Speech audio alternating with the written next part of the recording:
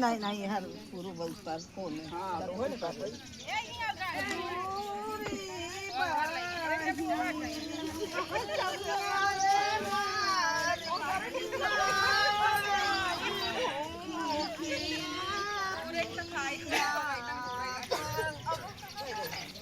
ગાડી તો